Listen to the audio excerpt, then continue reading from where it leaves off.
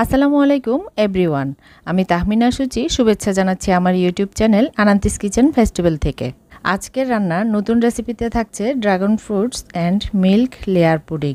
Dragon ফ্রুটসগুলো দেখতে খুবই সুন্দর, আর এই ফ্রুটস দিয়ে এভাবে পুডিং বানিয়ে খেতে যেমন মজা, দেখতেও বেশ গুড লুকিং।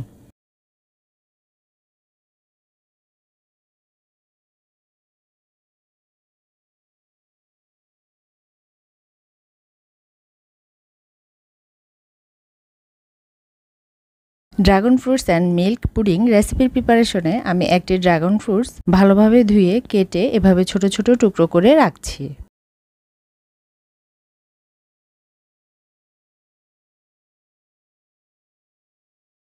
এবারে মিল্ক পুডিং লেয়ারের জন্য আমি আগে থেকে জাল করা গরুর দুধ প্যানে নিয়েছি 2 কাপ। পাশাপাশি আমি 2 চা চামচ আগার আগার পাউডার 1/3 কাপ পরিমাণ পানিতে মিশিয়ে এক পাশে রাখছি। এবারে চুলা অন করে দুধে 1/3 কাপ চিনি দিয়ে মেশাতে থাকবো। মেশাতে মেশাতে চিনি মেল্ট হতে থাকবে। এবারে দিয়ে দিচ্ছি আগে থেকে মিশিয়ে রাখা আগার আগার পাউডার। এটা দুধটাকে জমাতে সাহায্য করবে। ভালোভাবে সবকিছু মেশানোর পর দুধে বলক এসে গেছে। এবারে চুলা বন্ধ করে মিনিট 2 নাড়তে থাকবো, যেন উপর থেকে লেয়ার পড়ে না যায়।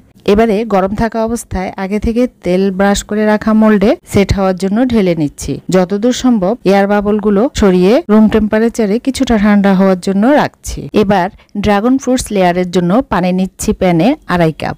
এই ড্রাগন ফ্রুটসের লেয়ারটা দুধের লেয়ার থেকে একটু মোটা করব, তাই পানির পরিমাণ বাড়িয়ে নিয়েছি। এবারে মিষ্টির জন্য অ্যাড করছি 1/3 কাপ পরিমাণ চিনি। আপনারা আপনাদের পছন্দ মতো চিনিটা আরেকটু বাড়িয়ে দিতে পারেন। এই পর্যায়ে দিচ্ছি ছোট করে কেটে রাখা ড্রাগন ফ্রুটস 7-8 টুকরা।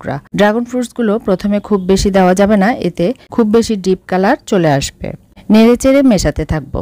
এর মধ্যে পানিতে বলক এসে গেছে। এবারে আগার আগার নিয়েছি 2.5 চা চামচ। মোট কথা 1 কাপ পানির জন্য আগার আগার পাউডার নিয়েছি 1 চা চামচ করে। আগার আগার পাউডারের পরিমাণ কম হলে পুডিংটা জমবে না, আর প্রপারলি পুডিংটা না জমলে এটা টুকরো করে কাটাও যাবে না। মেশানো আগার আগার পাউডারটা মিক্সচারে দিয়ে নিয়েছি, যেটা আমার ভিডিওতে আসেনি। এবারে সবকিছু দ্রুত ভালোভাবে মিশিয়ে নেব। মেশাতে কিছুটা দেরি হওয়াতে মিক্সচারটা একটু দানা দানা মনে হচ্ছে। ভালোভাবে মেশাতে থাকবো মিক্সচারটা। সবকিছু মিশে গিয়ে ড্রাগন ফ্রুটস এর মিক্সচারটাও রেডি। চুলা বন্ধ করে দেব এবং 2 মিনিট নাড়তে থাকবো। সামান্য ঠান্ডা হওয়ার পর আগে থেকে সেট হতে দেওয়া দুধের লেয়ারের উপর সরাসরি না ঢেলে কাঠির উপরে এভাবে দিয়ে পুরো মিক্সচারটা ঢেলে নিচ্ছি। এবারে পুডিংটা রুম টেম্পারেচারে রেখে দেব ঘন্টা 2। এতে ভালোভাবেই সেট হয়ে যাবে। একটু পরে এয়ার বাবলগুলো কমে যাবে। উপর থেকে আরো কয়েক টুকরো ড্রাগন ফ্রুটস দিয়ে সব দিকে ছড়িয়ে দিচ্ছি। তবে আরো যদি খুব দ্রুত সেট করতে হয় তাহলে ফ্রিজের নরমাল টেম্পারে রাখতে পারেন।